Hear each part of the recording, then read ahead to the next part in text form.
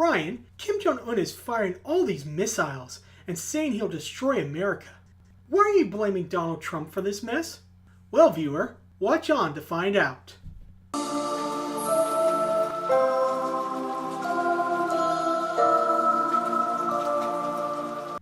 Hi, I'm Ryan F. Gassian, and I have a dire prediction to make. I believe the likelihood of a second Korean War is not 50-50, or 60-40, or even 70-30. I believe that there is almost a 90% chance that there will be a conflict in the next 10 months. And it will be less because Kim Jong-un is a madman, and more because the real madman is the person currently occupying the White House. Don't get me wrong, Kim Jong-un is a monster. He murdered his uncle and stepbrother. He's starving his people. He's shooting missiles over his neighbors and making incendiary threats. But the Kim dynasty has always been doing this, and nothing has come of it. Think of the Kims as a bunch of chihuahuas. They know they're the smallest dogs in the park, so they make a lot of noise, hoping that if they come across as crazy, no one will bother them. They are basically utilizing Richard Nixon's madman strategy. It works, but only if your enemy isn't stupid or narcissistic. Sadly, Trump is both. In the past, US presidents have dealt with North Korea in a measured manner. They imposed a few new sanctions, maybe send a ship or two to let them know that they mean business, and then that's it. They give everyone space to calm down and things go back to normal. Now, you might feel that that's just kicking the can down the road, but what other options are there? North Korea has 14,000 artillery pieces pointed at Seoul. Seoul and the surrounding cities have a population of 25 million. That comes to 35 Seattles or 6 Los Angeles. The Pentagon estimates that 20,000 people could die each day and up to 3 million if North Korea fires its nukes. Here's another thing to consider. Kim Jong-un has a good reason to want to acquire nukes. The US has a long history of overthrowing both dictatorships and democracies. In the dictatorship category, they brought down Saddam Hussein because they suspected he might, again might, be building nukes. Muammar Gaddafi did give up his nuclear program, and a few years later, the US removed him from power. Iran made a similar deal with the Obama administration and gave up their centrifuges and stockpile of uranium. According to all intelligence, they're upholding their end of the bargain. But that's not stopping the Trump administration from lying about it and just certifying the deal. One side is going back on their obligations. It's just not the Iranians. Seeing how Trump behaves, why should Kim or anyone else believe him? Trump has threatened to attack not only North Korea, but also Iran and Venezuela, the latter of which has never harmed the US or threatened its allies.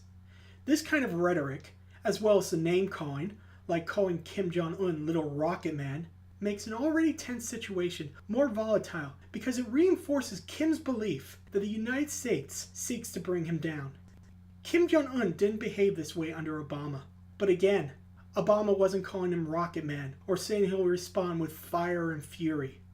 Republican Senator Bob Corker, chairman of the Armed Services Committee, believes that Trump is mentally unstable, unfit for the office of the presidency, and that his reckless behavior is driving us towards World War III.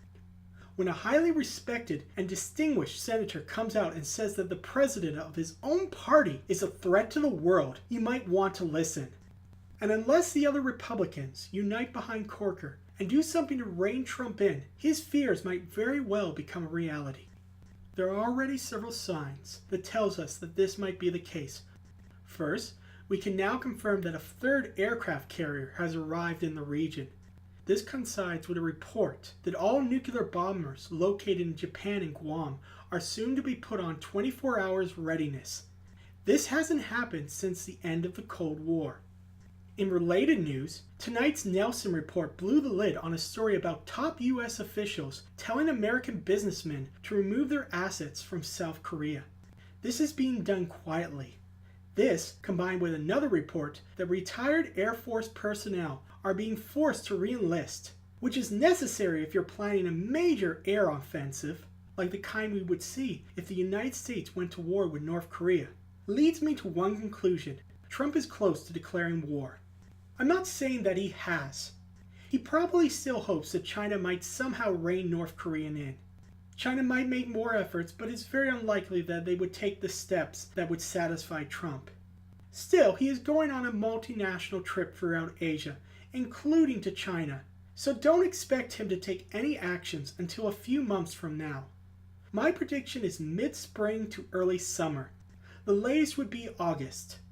But understand, if this leads to war, and again, I think the likelihood is very high, this war could be the worst conflict in human history, even worse than World War II. One Korean expert said that if China got dragged into it, which happened the last time we were at war with North Korea, then we could see hundreds of millions of deaths. Trump needs to be stopped. More Republicans need to do what Bob Corker did and take a stand against the president. If you're an American and your representative is a Republican, I beg you, call him or her. Make it clear you don't want Trump to start a war that could lead to the end of human civilization. Stop this madness before it consumes us all. You are our only hope. Thank you for listening, and please help my channel by liking this video and subscribing. Oh, and visit my website at www.darknessinamerica.com to read my short stories about a future United States where people live in fear of inquisitors, telepathic assassins who police the populace for thought crimes.